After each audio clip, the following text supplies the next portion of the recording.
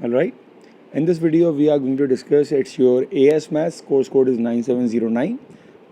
It's paper 1, pure maths, Feb March 2024. So let's start. Find the exact value of the integral 2 over x square dx.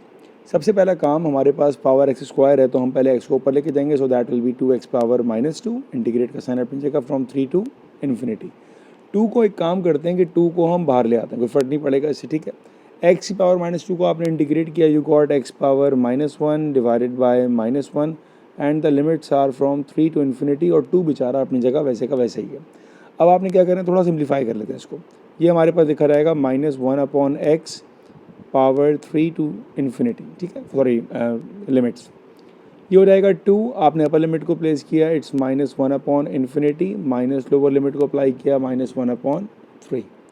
अब infinity का मतलब क्या होता है? Infinity का मतलब ये होता है 1 divided bye 0. Anything divided by 0 is infinity, right. तो अब मैं इन्फिनिटी की जगह यहाँ यूज़ कर सकता हूँ -1 divided by 1 divided bye 0, minus minus plus 1/3. ये जो पूरा फैक्टर है आपके पास, ये हो जाएगा भाई 0. That leads to 2 multiply with 1/3 is equals to 2 divided by 3, और ये बन गया आपका answer.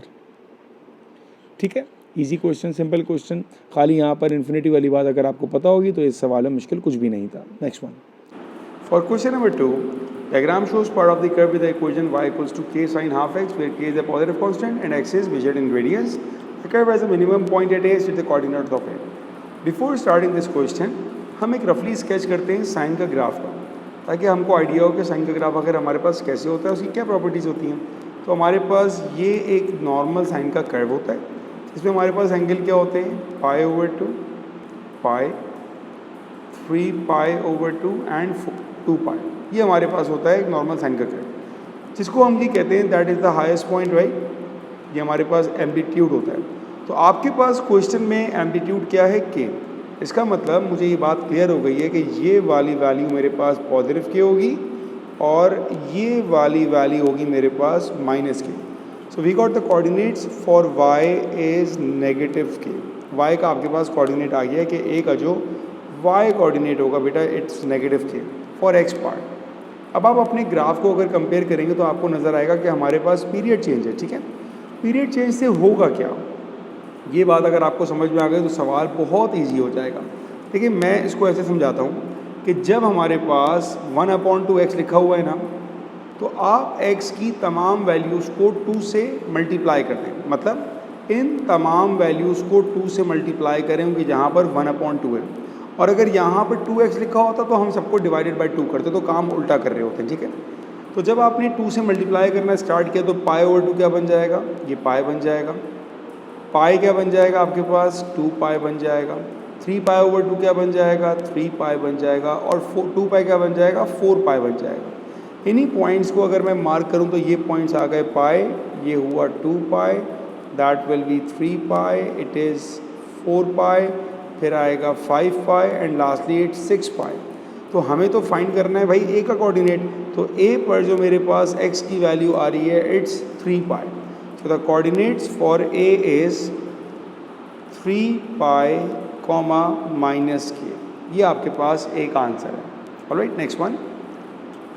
A sequence of transformation is applied to the curve in the following order: translation of 2 units in the negative y direction and reflection in the x-axis. Find the equation of the new curve and determine the coordinates of the new points on the curve corresponding to A. Alright. बेटा, जब इसने आपसे कहा कि translation of 2 units in the y direction, इसका मतलब इसका जो कॉलम वेक्टर होगा 0 होगा और 2 हो जाएगा. और जब इसने आपसे कहा reflection in the x axis, तो हमने ये पढ़ा होता है कि f(x) हमारे पास ट्रांसफॉर्म हो जाएगा -f(x).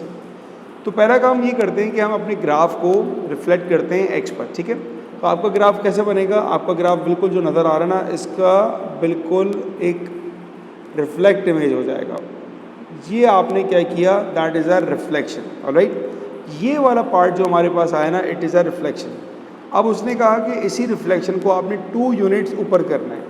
जब आप इसको 2 यूनिट्स ऊपर करोगे तो आपका ग्राफ कैसा बनेगा भाई, हर पॉइंट 2 यूनिट ऊपर जाएगा. ये पॉइंट 2 यूनिट ऊपर जाएगा, हर पॉइंट 2-2 यूनिट ऊपर जाएगा आपके पास. तो ग्राफ कुछ ऐसा बनेगा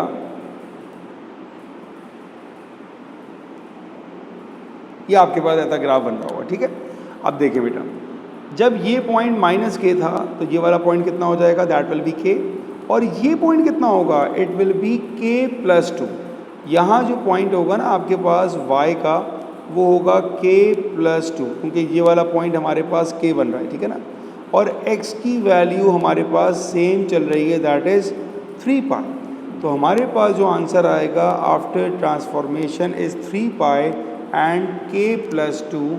ये बनेंगे आपके करस्पॉन्डिंग पॉइंट्स पॉइंट ए के after the double transformation of translation and reflection. ये आपका आंसर है। Next one, a curve is such that dy over dx equals to 3 times 4x plus 5 to the power 1 upon 2. It is given that 1, 9 and 5 lie on the curve. Find the value of a. All right. सबसे पहली बात, मेरे पास dy by dx तो है, लेकिन ये point लाई कहाँ कर रहे हैं, ये तो कर्व पे लाई कर रहे हैं, तो मेरे पास कर्व की इक्वेशन नहीं है। To find the value of curve from differentiate हम क्या करते हैं, हम करते हैं इसको इंटीग्रेट। तो हमने इसका इंटीग्रेट करना स्टार्ट किया तो ये आएगा y equals to 3 4x plus 5 to the power. Integration में आप पावर में ऐड करते हो 1/2 plus 1 divided by 1/2 plus 1 and the derivative of the function जो हमारे पास है 4। ये बन गया आपका इसका इंटीग्रल प्लस c के साथ।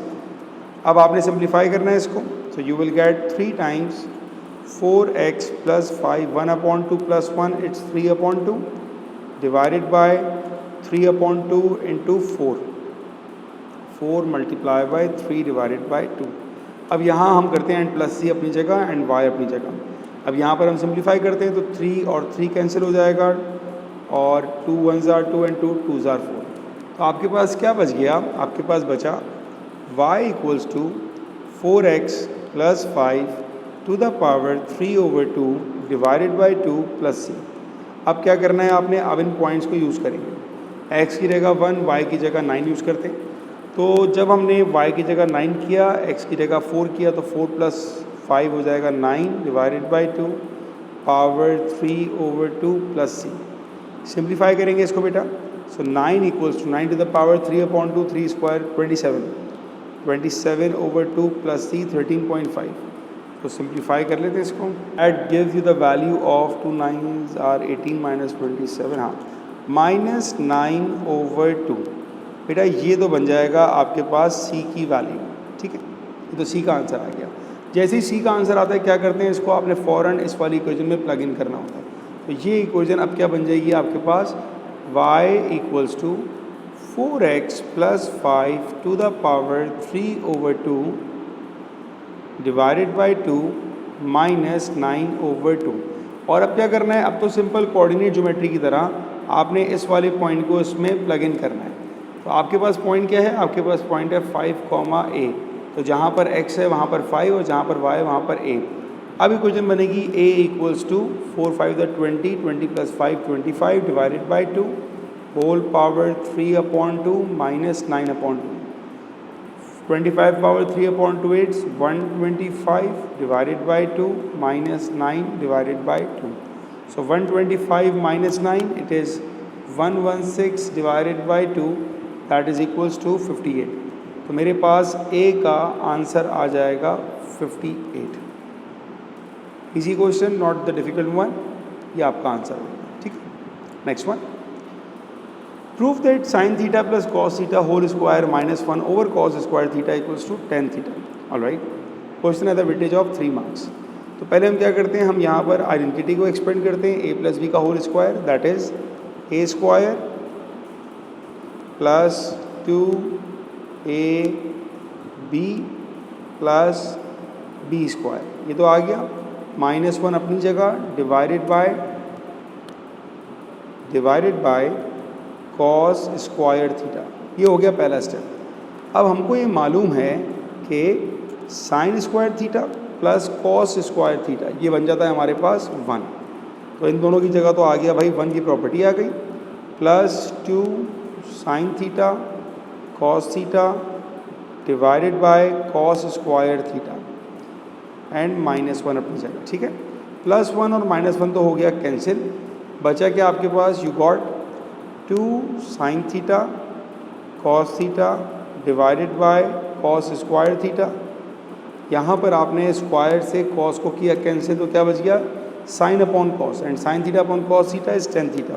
सो we got to tan theta.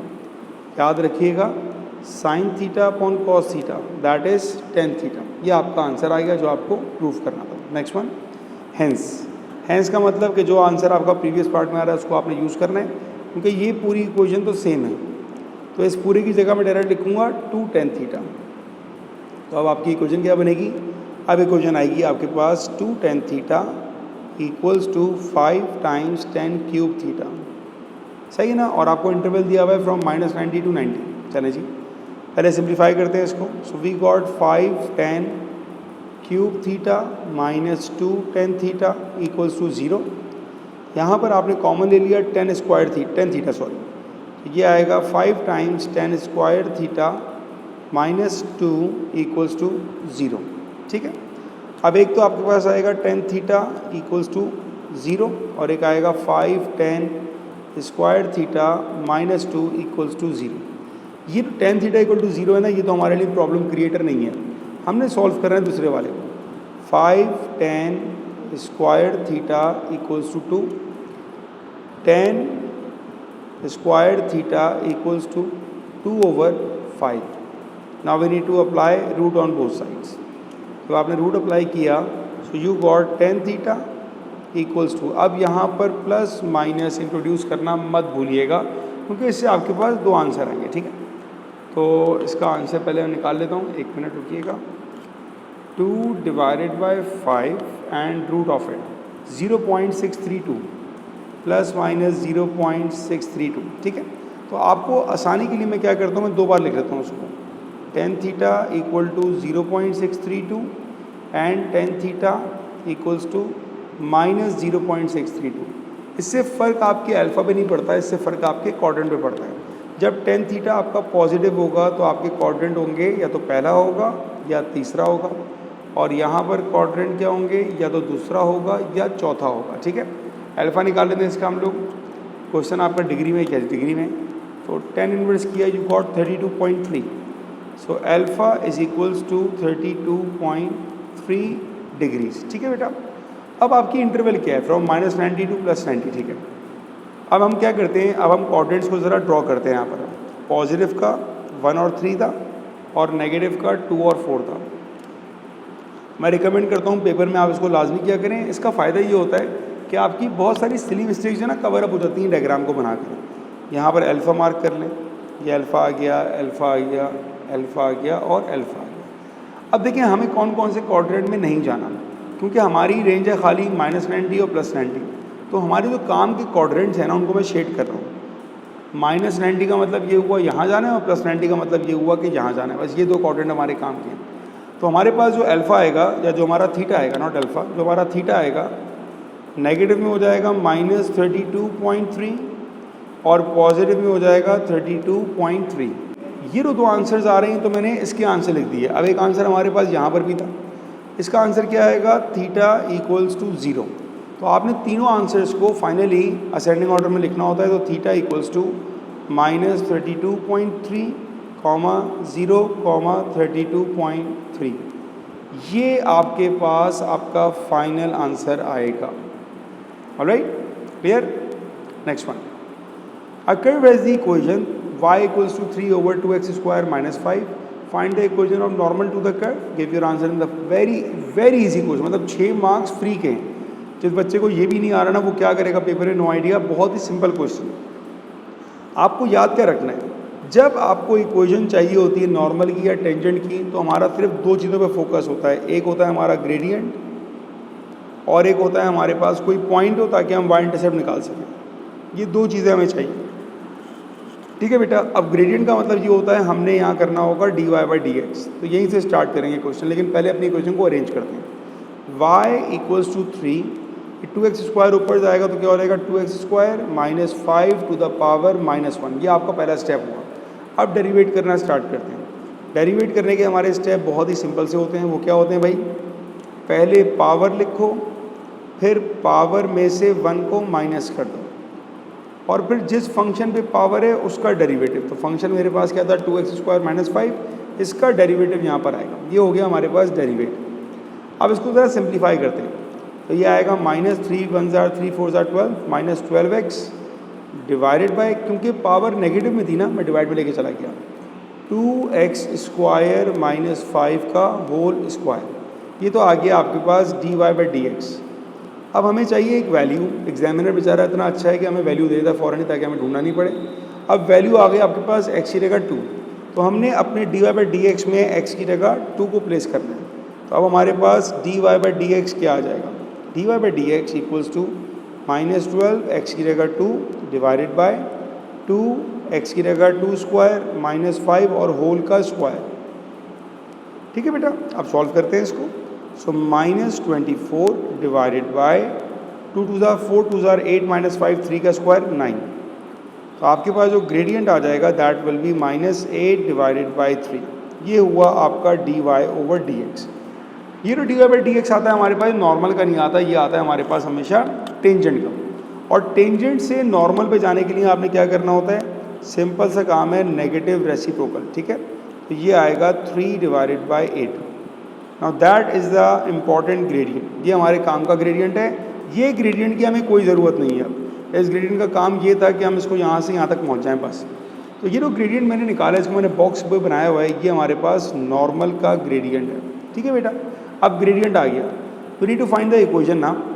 अब इक्वेशन के लिए हम क्या करते हैं बेटा, we have equation y - y1 equals to mx - x1। अब x1 y1 की जगह क्या आएगा, वो पॉइंट आएगा 2, 1। तो जहाँ पर बेटा y है वहाँ पर आएगा 1, और जहाँ पर m है वहाँ पर आएगा 3/8, और यहाँ पर आएगा x माइनस, और x1 क्या था हमारे पास 2 था।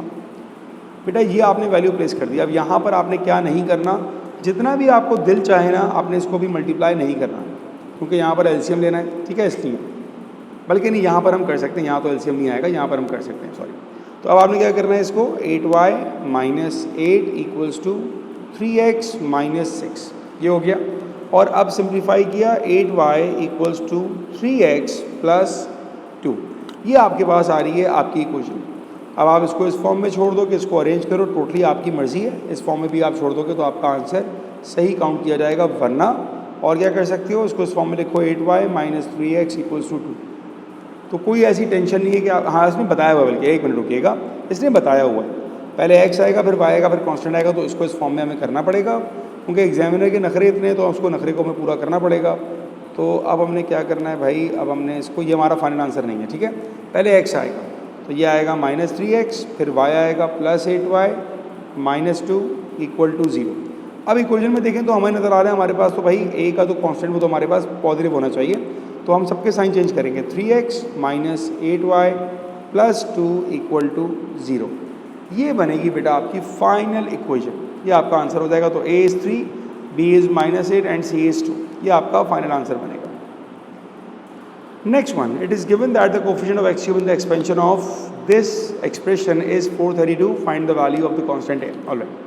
तो x क्यूब के लिए मुझे इसको एक्सपेंड करना पड़ेगा, ठीक है। ये लिखा हुआ है 2 + ax to the power 4 is equals to 2 power 4 plus n combination 1, a to the power 1 and b to the power n-1, that will, no, एक मिनट, हमारे पास a की पावर जो है वो कम होगी और b की पावर हमारी बढ़ेगी, तो यहाँ पर आएगा 3 और b 1 हो जाएगा, +4 combination 2 a to the power 2 and b to the power 4 - 2 is 2, +4 combination 3 2 to the power 1 and ax to the power cube. इसके आगे जाने की हमें कोई ज़रूरत नहीं है, ठीक है बेटा। अब सिंप्लीफाई कर लेते हैं इसको। 2 पावर 4 को सिंप्लीफाई करना ज़रूरी नहीं है, क्योंकि हमें क्यूब चाहिए ना खाली, यहाँ पर भी क्यूब आने का फ़ायदा नहीं है, नहीं, हमारे काम की सिर्फ 2 टर्म्स है, ये 2 टर्म्स हैं, यहाँ पर हमसे क्यूब मिल सकता है, ठीक है। तो पहला काम तो हम ये करते हैं भाई, 4 कॉम्बिनेशन 2 क्या होता है, एक मिनट में फाइंड कर लूँ। 4 कॉम्बिनेशन 2, ये आ गया आपके पास 6, 2 का स्क्वायर हो गया 4 and we got a² x² plus 4 combination 3, 4 combination 3 is 4, 2s are 8, a cube x cube अच्छा, बाकी को करना मेरे लिए ज़रूरी नहीं है, वो मेरे काम की नहीं है ना। अब जो आपने एक्सपेंड कर दी ना, इसको हम अपने मेन क्वेश्चन में पुट कर रहे हैं। क्वेश्चन क्या था आपके पास, 2 + ax to the power 4 times 5 minus ax। जो मैंने एक्सपेंशन की वो मैं इसी जगह प्लेस कर रहा हूँ। ये आएगा 24 a square x square plus 8a cube x cube, ये इसकी एक्सपेंशन आ गई, और 5 माइनस ax अपनी जगह। अब आपको चाहिए क्यूब। देखिए क्यूब 2 बार आएगा, जब स्क्वायर वाली टर्म इससे मल्टीप्लाई होगी तो क्यूब आएगा, और जब ये इससे मल्टीप्लाई होगा। इसीलिए मैंने इन 2 को रिजेक्ट किया था कि यहाँ क्यूब नहीं मिल रहा था मुझे। तो अब मैंने मल्टीप्लाई किसको करना है भाई, क्यूब के लिए। 24a स्क्वायर मल्टीप्लाई हो जाएगा a के साथ, x को छोड़ देंगे, क्या मैं x क्यूब के कोफिशिएंट को कंपेयर कर रहे हैं, तो खाली कोफिशिएंट पे काम करना है।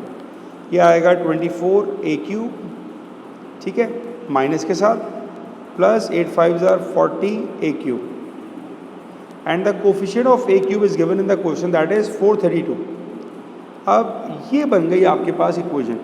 सो 40 minus 24, it is 16a cube equals to 432.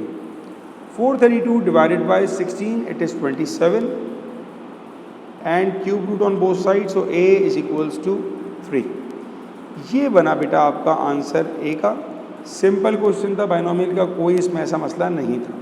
Next one, the straight line y equals to x plus 5 meets the curve at a single point. Simple question कितने, 4 मार्क का, मतलब इस क्वेश्चन का लेवल ओ लेवल की maths है, और marks देखें 4। क्या करना है आपने यहाँ पर सिंपल साइमल्टेनियस सॉल्व करना है। जब लाइन और कर्व इंटरसेक्ट करेंगे तो हमेशा साइमल्टेनियस। तो करेंगे कैसे? अब देखें आपकी सेकंड इक्वेशन क्या है, 2x square plus 3y square equals to k। ठीक है बेटा, अब मैंने क्या किया, मैंने इस y की जगह मैंने इस y को पुट कर दिया, और y की जगह क्या आ जाएगा मेरे पास, सिंपल x प्लस 5। अब सिंप्लीफाई करना स्टार्ट करेंगे इसको, ठीक है। ये आएगा 2x square plus 3, identity expand होगी, a square plus 2ab plus b square equals to k। Bracket expand करते हैं, 2x square plus 3x square plus 30x plus 25 3 75 minus k equal to 0। Arrange कर लेंगे इसको, 5x square plus 30x plus 75 minus k equal to 0। यहाँ तक बन गई आपकी इक्वेशन।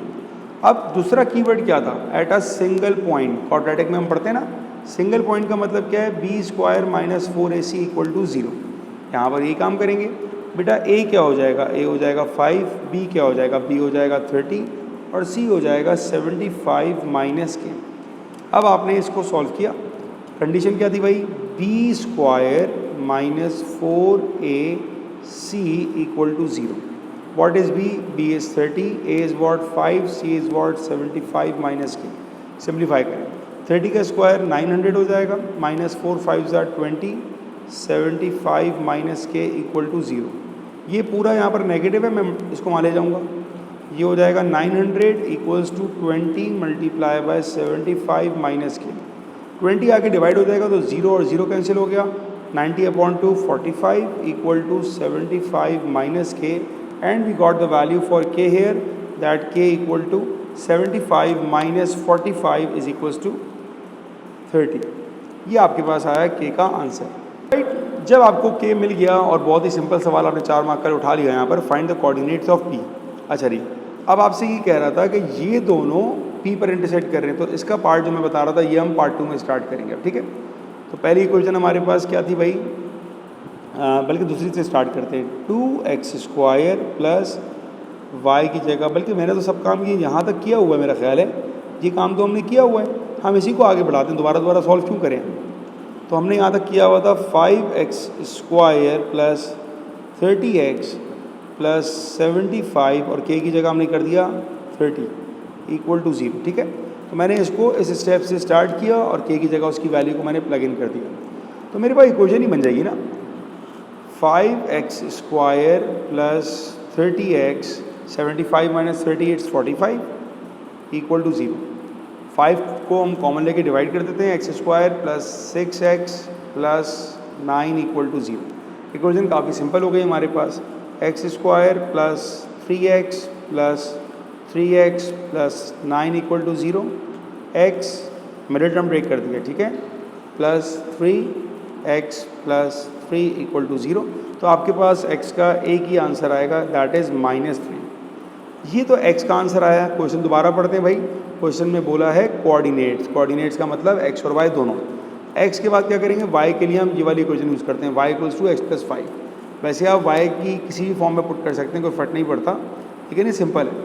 तो ये हो जाएगा y equals to -3 + 5, so y is equals to 2। So the coordinates of P is -3, 2। ये बन गया आपका answer, simple. Next point, arithmetic progression is such that the first term is 6 and the 10th term is 19.5। हमारे पास AP है, तो मैं आपको recommend करूँगा आप हमेशा लिख दिया करो एक बार AP। पता है क्यों? पेपर में कभी कभार गलती हो जाती है, आप क्या पता ज्योमेट्री का फॉर्मूला अप्लाई ना कर दो, इसलिए आपको फ़ौरन देखते ही याद आ जाएगा। तो ये कैसी मेरी वो है, एक आपको मतलब कर लो तो अच्छा है, ना करो तो फर्क नहीं पड़ता। तो the first term is 6 and the 10th term, T10th आपको दे दिया 19.5।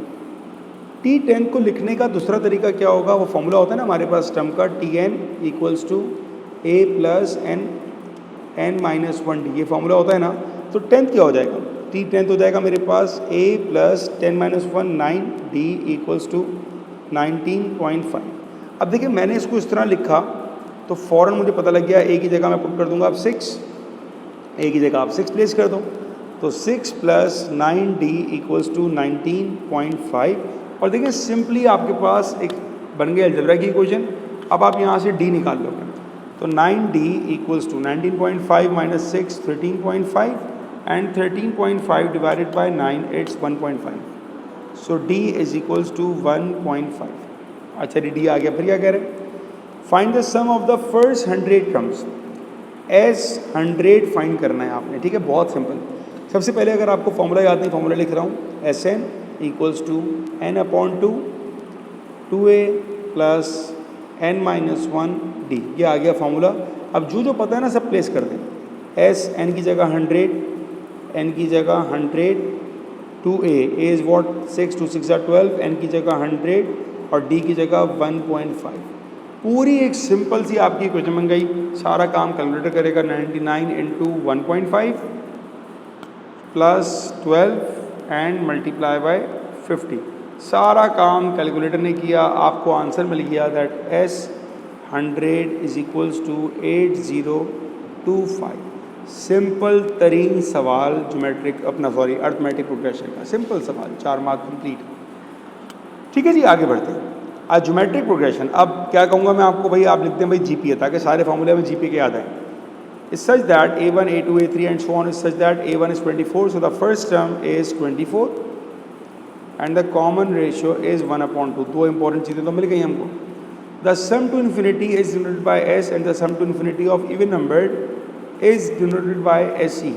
Find the value of S and SE। अब यहाँ पर कुछ उसने ट्विस्ट कर दिया कि इसने यहाँ पर sum to infinity of even number की बात कर दी। चलें कोई बात नहीं, सबसे पहला काम तो हम करेंगे फार्मूला क्या होता है सम टू इन्फिनिटी का, a डिवाइडेड बाय 1 - r, और ये होता है हमारे पास सम टू इन्फिनिटी का वर्किंग फार्मूला। ठीक है, पहले हम आसान वाला पार्ट करते हैं। आसान वाला पार्ट कौन सा है हमारे पास, जिसमें सोचना नहीं पड़ेगा, वो है भाई S वाला पार्ट। ठीक है, कैसे, आपने फार्मूला लिखा, a क्या है आपके पास, a आपके पास था 24, 1 - r क्या था हमारे पास 1/2, सो 1 - 1/2 ये आ जाएगा 1/2, तो आपके पास S इन्फिनिटी आ जाएगा 48। ये तो आपके पास वो हुआ जो नॉर्मल सीक्वेंस की बात कर रहा था, ठीक है ना, S वाली। अब SE पर आते हैं। SE को हमने ऐसे स्टार्ट बिल्कुल भी नहीं करना। आप पहले क्या करें, आप पहले अपनी सीक्वेंस लिखें। देखें मैं यहाँ पर स्टार्ट इसको ऐसे करता हूँ, थोड़ा समझाने में मुझे आसानी हो, मैं इस पार्ट को यहाँ ले आता हूँ, ठीक है ना, ताकि ये तो पार्ट ख़त्म। ठीक है, आपकी सीक्वेंस क्या होगी, अगर आपके पास पहली टर्म है 24, और से देखिएगा, ठीक है ना, पहली टर्म 24 है, अगली टर्म क्या होगी, ये निकालने के लिए बेटा आपको रेशियो पता है, आप इसको 2 से डिवाइड करना स्टार्ट कर दो, तो उसके बाद वाली जो टर्म आपके पास आएगी दैट विल बी 12, उसके बाद कौन सी आएगी 6, उसके बाद कौन सी आएगी 3, उसके बाद कौन सी आएगी 3/2 एंड सो ऑन, ये चलता रहेगा। इसमें अगर मैं इवन नंबर उठाऊँ, इवन नंबर कौन सा होगा भाई, ये इवन नंबर होगा, ये इवन नंबर होगा, एक और इवन नंबर चल रहा होगा। तो ये मेरे पास टर्म्स क्या बन रही हैं, अब मेरे पास टर्म बन रही है 12, 3 और जो भी इसके बाद वाली टर्म आ रही होगी ना, क्या आ रही होगी हमारे पास 3/4 आ रही होगी। ये हमारे पास आ रही है इवन नंबर। क्यों निकाला भाई, उसने क्वेश्चन में कहा हुआ है, क्या कहा हुआ है, उसने कहा कि आपने इवन नंबर का सम टू इन्फिनिटी निकालना है। तो हमने क्या किया, हमने सीक्वेंस बनाई और इस सीक्वेंस में हमने इवन नंबर को पिक करना स्टार्ट कर दिया, उनसे हमने एक और सीक्वेंस बना दी। ये काम हमने अब तक किया है, आई होप कि इसमें प्रॉब्लम नहीं होगी। अब इसमें ए क्या है हमारे पास, ए इज़ 12, इसमें आर क्या होगा, आर क्या होता है, second term divided by first term that is 1/4। ये आ गया इसका आर। जब ए और आर आ गया तो फिर रोना किस बात का, फॉर्मूला अप्लाई करना है, S infinity is equals to a divided by 1 minus r. A की जगह क्या आ जाएगा 12, 1 माइनस 1/r, ये बन जाएगा हमारे पास 12 divided by 4 minus 1, 3/4, 3 1s are 3 4s are 4 4s are 16। तो आपके पास sum of infinity terms even terms वाला आ जाएगा हमारे पास 16। ये आपका आंसर है। इसमें जिस बच्चे ने ये चीज़ को आइडेंटिफाई कर लिया होगा उसके लिए नीचे करना कोई मसला नहीं है, ठीक है। आई होप कि क्लियर हो। Next one, functions. The functions f and g are defined by, given that the range of the function g of f is greater than equals to 39, find the value of k. All right. कितने mark का question भाई, 4 mark का सवाल। आपको range दी है भाई g of f की, और वो कितनी दी है आपको, greater than equal to 39। Right. Start करने के लिए हम क्या करेंगे, सबसे पहले हम फाइंड करेंगे g of f। तो g of f of x का मतलब क्या है कि पेरेंट फंक्शन होगा g का, दैट इज़ 5x माइनस 1, और जहाँ पर भी x है वहाँ पर आएगा हमारे पास f of x, और वो क्या है हमारे पास, वो है 3x minus 2 whole square plus k। ये हुआ आपका पहला स्टेप। सिंप्लीफाई करते हैं इसको, ये आ जाएगा 5 times 3x minus 2 whole square plus 5k minus 1। ये आपके पास आ गया आपका g of f of x का फंक्शन। अब उसने आपको रेंज दी हुई है that the range is greater than equals to 39। अब हम इसको ग्रेटर देन इक्वल्स टू कर देंगे 39 से, जो आपको दी है, ठीक है। ये बन जाएगा 5 times 3x minus 2 whole square plus 5k minus 1, या इसको ऐसे कर लें minus 40 greater than equal to 0। ये हो जाएगा। अब हम क्या कर सकते हैं भाई, अब हमारे पास k ढूंढना है, इसको हम कंप्लीटिंग स्क्वायर फॉर्म में लेके जा सकते हैं, ठीक है ना, उससे हमें k का आंसर मिल सकता है। तो इसी डायरेक्शन में लेके चलते हैं। कैसे भाई, सबसे पहले पूरी इक्वेशन को आपने डिवाइड करना है 5 से, 5 से हमें कॉमन आ रहा है ना, तो ये आपके पास बन जाएगा 3x minus 2 whole square plus k minus 8 greater than equal to 0, ठीक है। अब अगर हम इसको कंपेयर करें, हमारे पास कंप्लीटिंग स्क्वायर की फॉर्म क्या होती है, x minus h whole square plus k। इसको अगर हम इस पार्ट से कंपेयर करें तो हमको नज़र आएगा कि ये वाला पार्ट हमारा k को रिप्रेजेंट कर रहा है, ठीक है। तो टर्निंग पॉइंट क्या होता है हमारे पास, टर्निंग पॉइंट होता है h, k। इस केस में टर्निंग पॉइंट क्या आएगा हमारे पास, इस केस में टर्निंग पॉइंट आएगा हमारे पास 2/3 k माइनस 8। ये होगा हमारा टर्निंग पॉइंट। अगर आपको ये कन्फ्यूजन है भाई कैसे हुआ, तो इसकी एग्जाम्पल मैं आपको यहाँ दे रहा हूँ। लेट सपोज कि आपके पास x minus 5 whole square plus 3, ये इक्वेशन है एग्जाम्पल, ठीक है ना, ये एग्जाम्पल। मैंने कहा टर्निंग पॉइंट क्या होगा, तो आपने सिर्फ ये देखना होता है कि ये 0 कब होगा। अगर आप x की जगह 5 को प्लेस कर दोगे तो ये 0 हो जाएगा, तो हम कहेंगे टर्निंग पॉइंट आ जाएगा 5,3, ठीक है ना। ये 0 कब होगा और इसका कोऑर्डिनेट तो ऐसे ही आ जाएगा। बिल्कुल यही वाला कॉन्सेप्ट मैंने यहाँ पर अप्लाई किया कि यार ये 0 कब होगा, अगर x की जगह 2/3 प्लेस करूँगा तो 0 हो जाएगा और बचेगा क्या, k माइनस 8। अब थोड़ा क्वाड्रेटिक का कॉन्सेप्ट लेकर आते हैं। यहाँ पर कुछ नहीं है, मतलब बाहर है +1 का मतलब ये होगा कि हमारा जो कर्व बन रहा होगा it should be a happy face, ठीक है, it should be a happy face. ये ऐसे बन रहा होगा हमारा कर्व। उसमें ये कह रहा है भाई ग्रेटर देन इक्वल टू 0।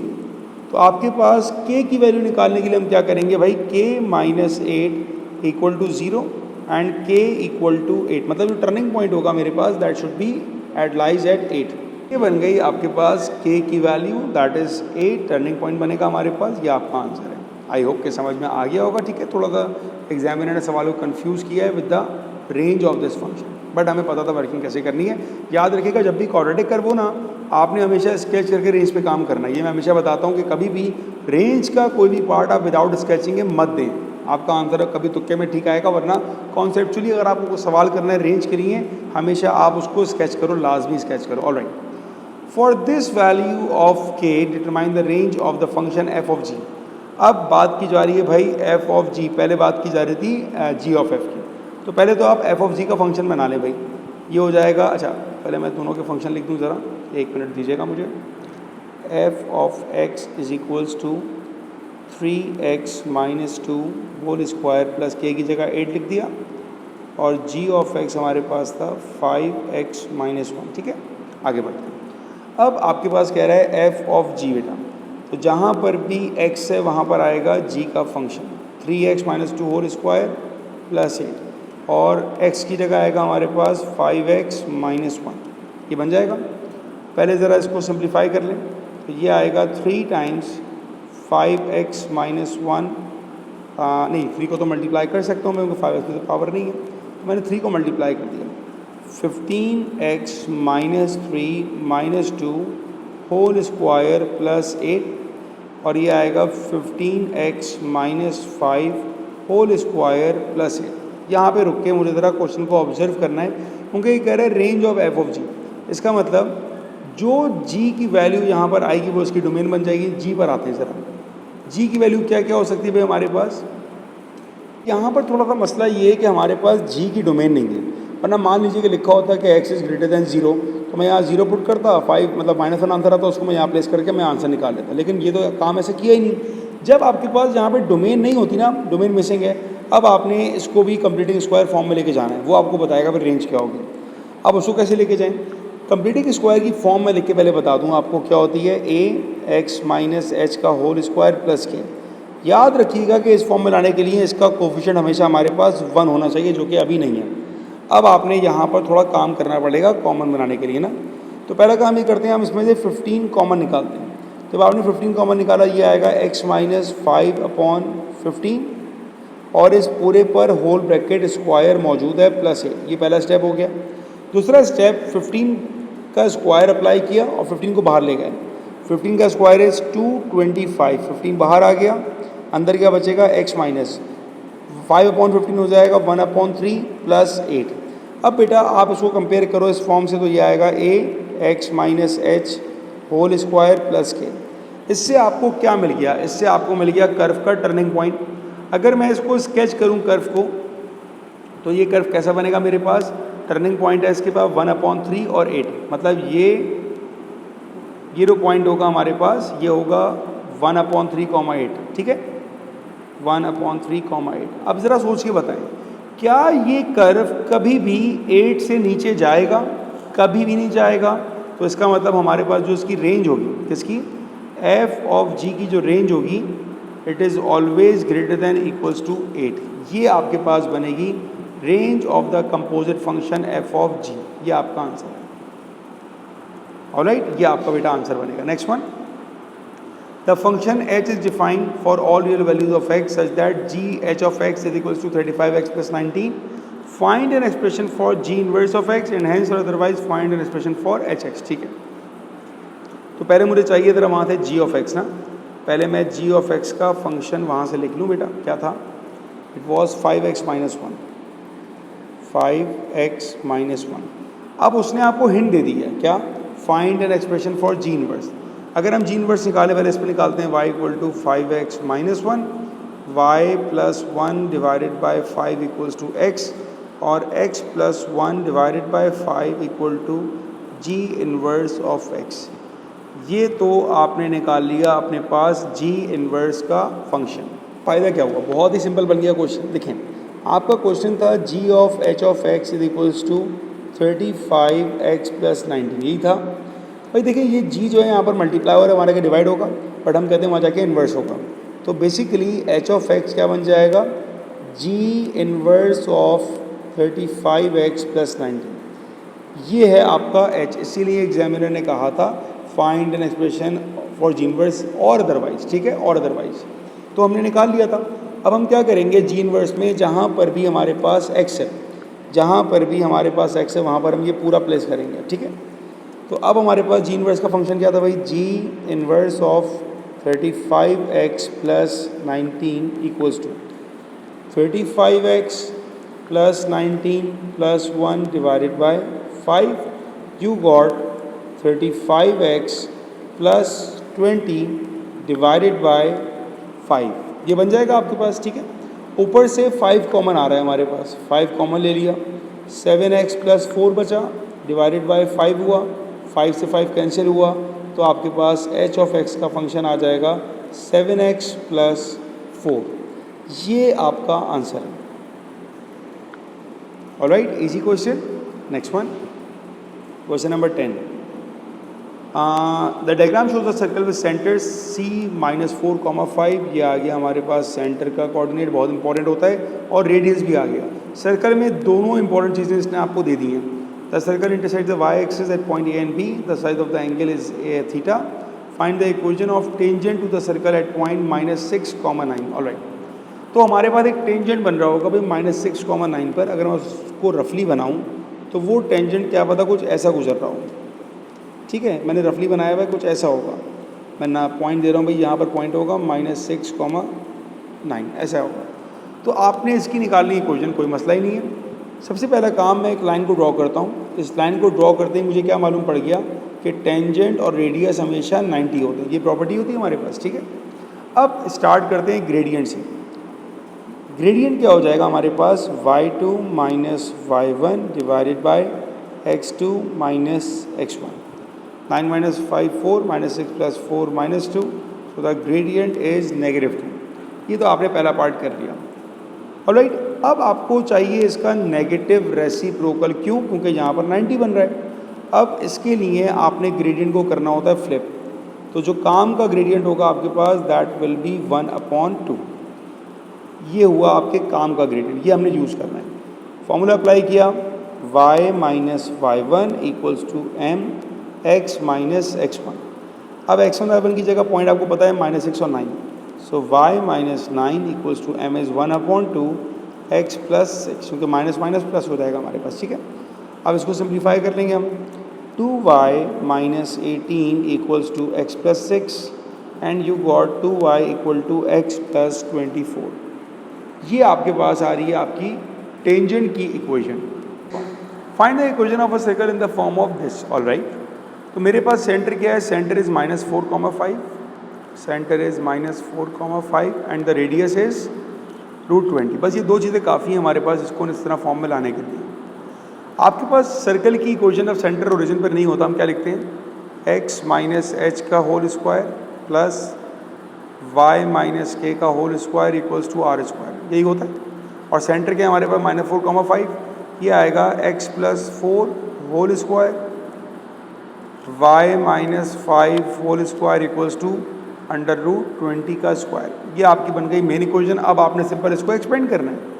ये बनेगा बेटा a square plus 2ab plus b square, a square minus 2ab plus b square equals to 20। Simplify करें, x square plus y square plus 8x minus 10y, 25 plus 16 is 25 और 16 35, 41, 41 minus 28 21। ये आपकी उसी form में equation आ गई जिसकी फरमाइश examiner ने की थी, और ये बन गया आपका answer. Alright, next one, find the value of theta correct to 4 significant figures. आपको थीटा की वैल्यू चाहिए। अच्छा, चूंकि मुझे बार बार इसको आगे पीछे करना पड़ेगा तो मैं इसको यहाँ से कॉपी कर लूँ पहले ज़रा। 1 मिनट दीजिएगा बेटा मुझे, कॉपी एंड पेस्ट। ओहो सॉरी, क्या कॉपी करना था और क्या हो गया, हद हो गई। चलें करते हैं यहीं पर। आपको चाहिए थीटा। थीटा के लिए आपको क्या क्या मालूम है भाई, ये देखते हैं। मुझे यहाँ पर रेडियस मालूम है और मुझे ये भी रेडियस मालूम है। अब आपको अगर थीटा चाहिए तो या तो आपको साइड्स फाइंड करनी पड़ेंगी ताकि लॉ ऑफ कोसाइन वगैरह एक्टिव हो जाए, या हमें कुछ और चीज़ सोचनी पड़ेगी भाई, और हम क्या कर सकते हैं। स्टार्ट करते हैं बात को, वर्किंग स्टार्ट करते हैं हम लोग अपनी ए और बी के कोऑर्डिनेट से। हम ए और बी के कोऑर्डिनेट भी तो निकाल सकते हैं ना। हाँ अब सही है ना, स्क्रीनशॉट आपने समझिए। 1 मिनट दीजिएगा बेटा आप ज़रा। अभी मुझे समझ में आ गया कि इसको मैंने कॉपी कैसे करना है, इसको पहले हटा दूँ मैं, क्योंकि जितना मैं इसको आगे पीछे करूँगा फिर आपका भी टेम्पो टूटता रहेगा, इसलिए एक ही दफ़ा थोड़ी सी मुझे तकलीफ बर्दाश्त करनी पड़े।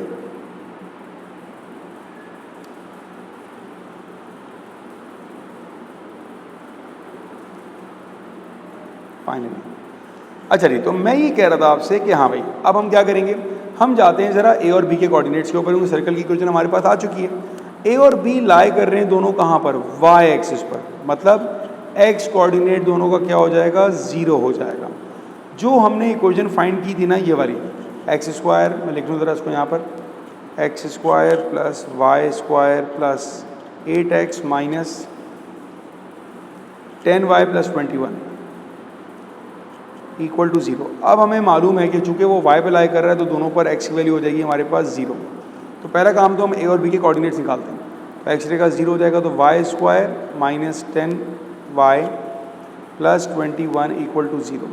क्वाड्रेटिक सॉल्व करते हैं, y square minus plus 7y, no not plus 7 नहीं होगा, माइनस 7 होगा, माइनस 7y 3y 7 3 ज़ा 21 एंड 7 प्लस 3, हाँ सही है।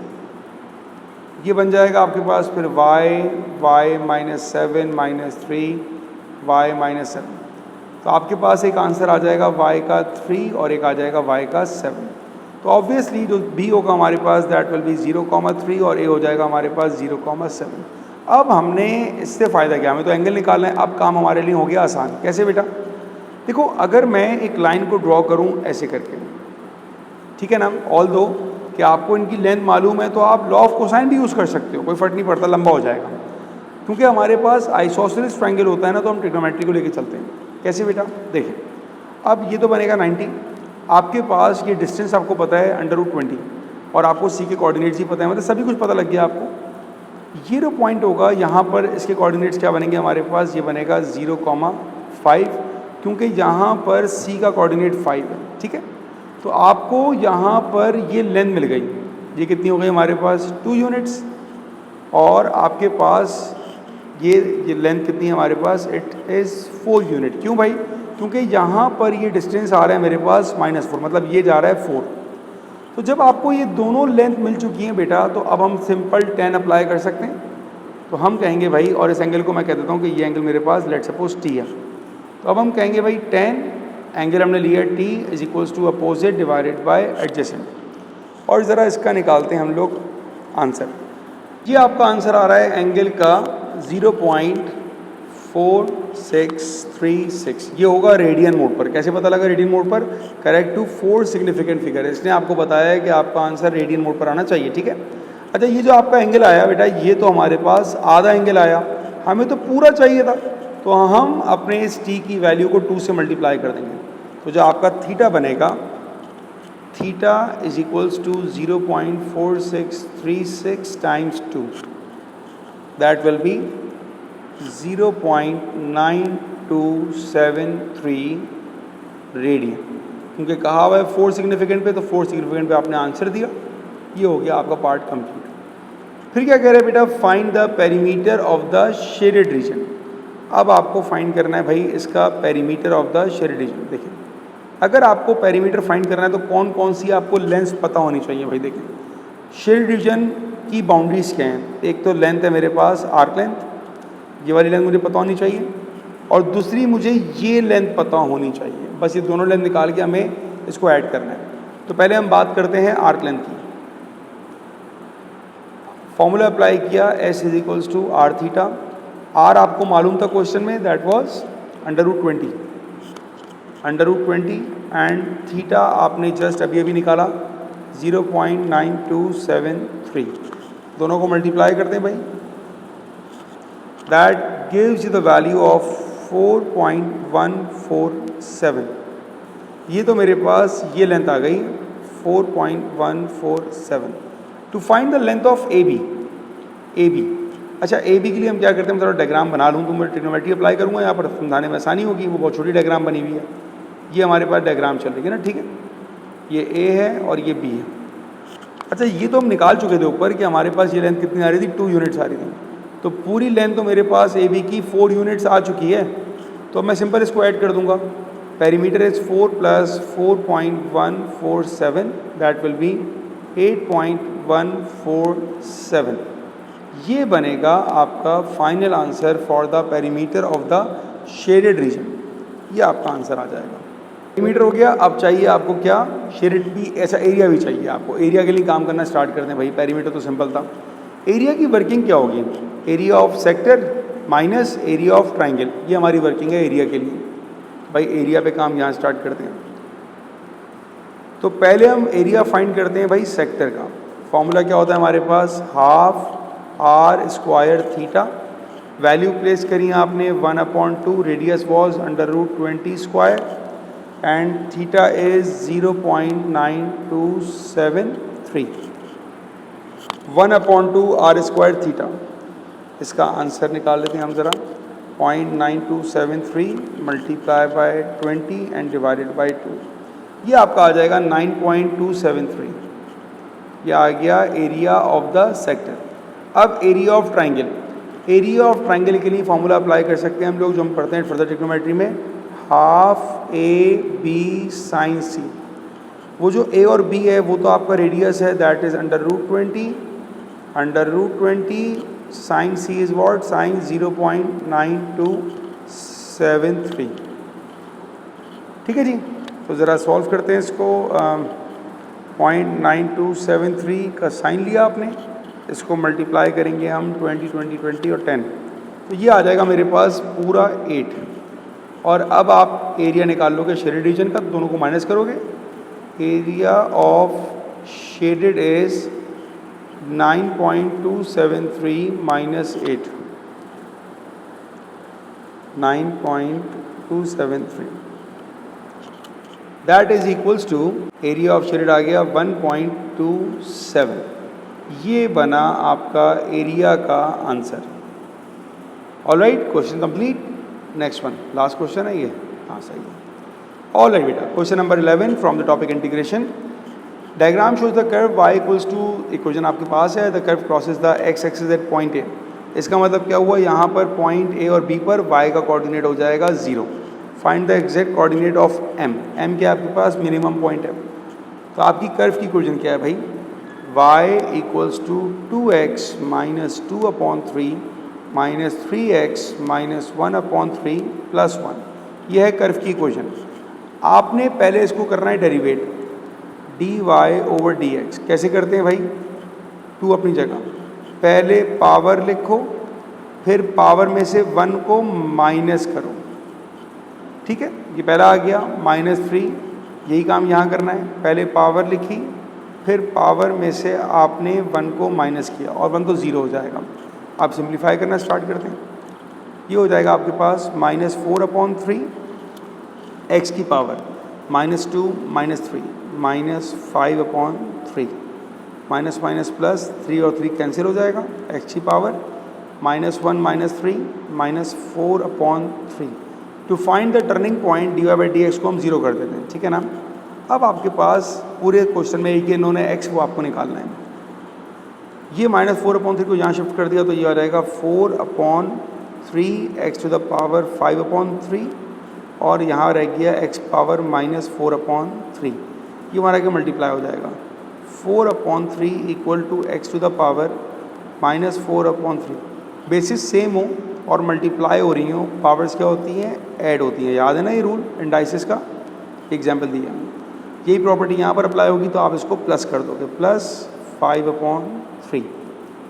तो 4/3 equals to x to the power 1/3।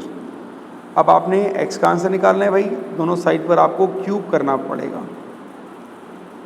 तो आपको x का आंसर मिल जाएगा, x equals to 64 divided by 27। ये तो x का कोऑर्डिनेट आ गया। आपको निकालना क्या है, कोऑर्डिनेट्स ऑफ m। अब आपको m चाहिए, मतलब y चाहिए। कर्व की इक्वेशन क्या थी, y equals to 2x minus 2/3 minus 3x minus 1/3 plus 1। जहाँ पर भी x हम आप प्लेस करेंगे आप 64/27। सो y इक्वल्स टू 2, x की जगह 64 divided by 27 minus 2/3 minus 3 64 divided by 27 minus 1/3 plus 1। Simplify कर लेते हैं इसको भाई। अब हमारा सारा काम कैलकुलेटर कर सकता है।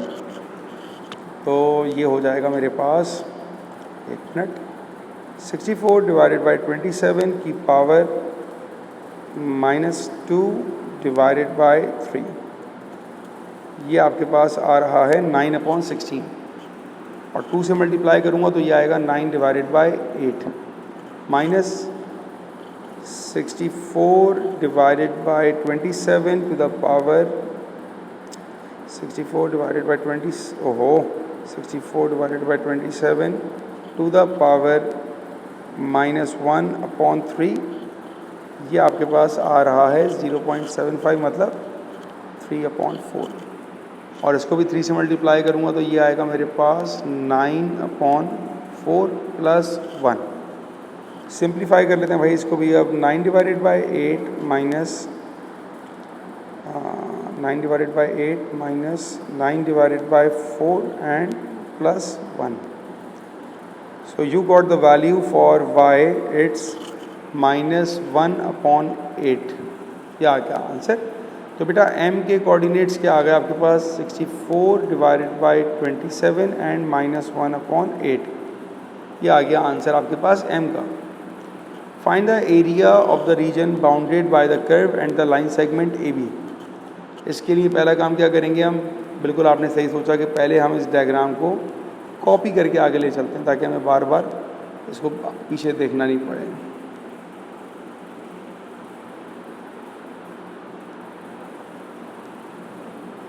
चलें जी, ये आ गया हमारे पास। Find the area region bounded by the curve and the line segment. तो भाई आपको जो एरिया फाइंड करने को कह रहा है उसकी ये बात कर रहे हैं, इसका एरिया निकालना है आपको, ठीक है।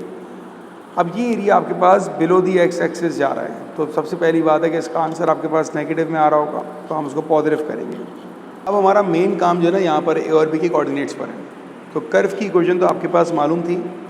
कर्व की इक्वेशन है y = 2x to the power -2/3 minus 3x to the power -1/3 and plus 1, ये आपकी कर्व की इक्वेशन है। ठीक है, हमने शुरू में एक बात कर ली थी कि ए के और बी के लिए y को होना है 0, तो y को 0 पुट करके ए और बी के कोऑर्डिनेट्स निकालते हैं। ये आएगा 0 = 2/x power 2/3 minus 3/x power 1/3 plus 1। अब यहाँ पर सॉल्व करने के लिए आपको क्वाड्रेटिक बहुत अच्छा आना चाहिए, क्योंकि ये बन गई आपकी डिस्गाइज इक्वेशन। अब हम कहेंगे भाई x पावर 1/3 को आप ले लो p, सही है ना, ये हमने कह दिया। तो हमारी इक्वेशन कुछ ऐसे बन जाएगी, अब 2 divided by p² minus 3 divided by p plus 1, ये हमारी इक्वेशन बन जाएगी। अब आपने सिंपल करना स्टार्ट करना है LCM. LCM is p², 0 2 minus 3p plus p²। तो इक्वेशन आ जाएगी मेरे पास p² minus 3p plus 2 = 0।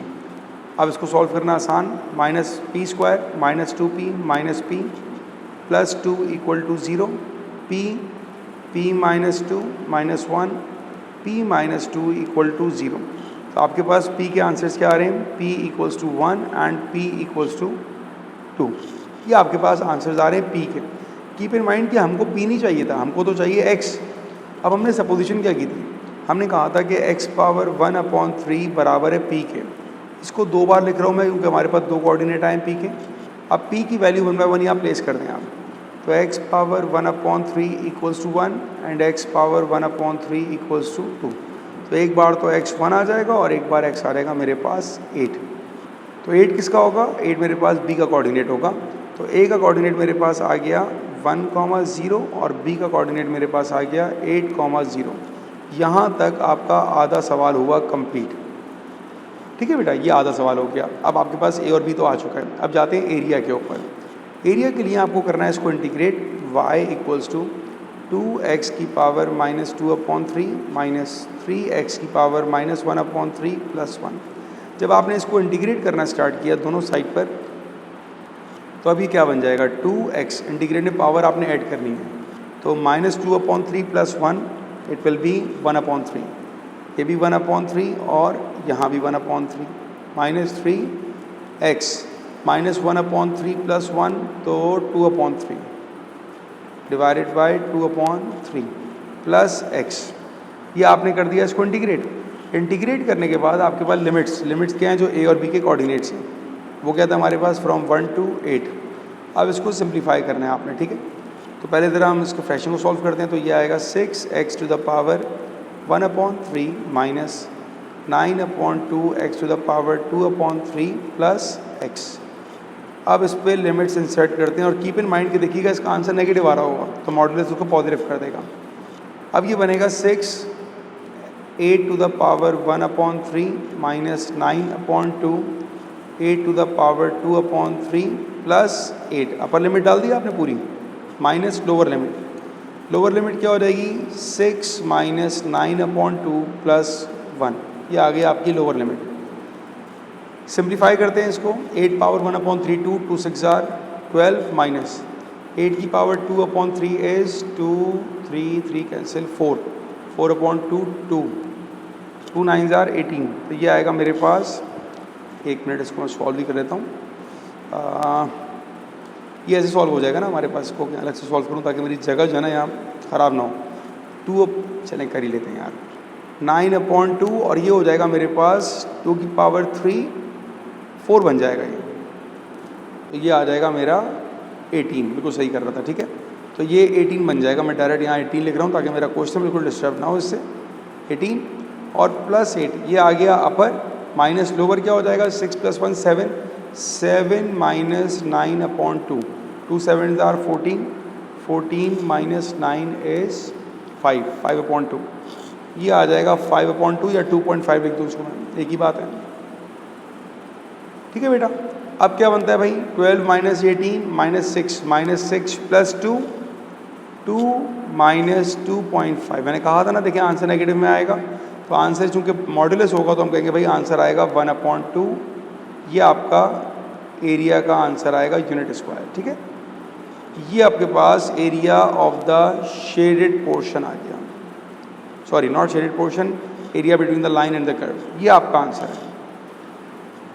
So I hope कि आपको समझ में आया होगा पूरा पेपर, और कोई अगर प्रॉब्लम हो, कोई कन्फ्यूजन है आपको ज़रूर मुझे बताइएगा। आई विल ट्राई कि मैं आपको जल्दी रिप्लाई कर सकूं। और अगर आपको इस तरह टॉपिकल पास्ट पेपर्स या ईयरली पास्ट पेपर्स देखने हो किसी भी टॉपिक के, AS A2 O level at maths कुछ भी हो, तो मेरे चैनल को आप सब्सक्राइब कीजिएगा। The name of my channel is Mathagoras, इस तरह पैथागोरस थ्योरम होता है, ठीक है। आई होप कि आपको इस वीडियो में हेल्प मिली होगी। Thank you very much. अल्लाह हाफ़िज़।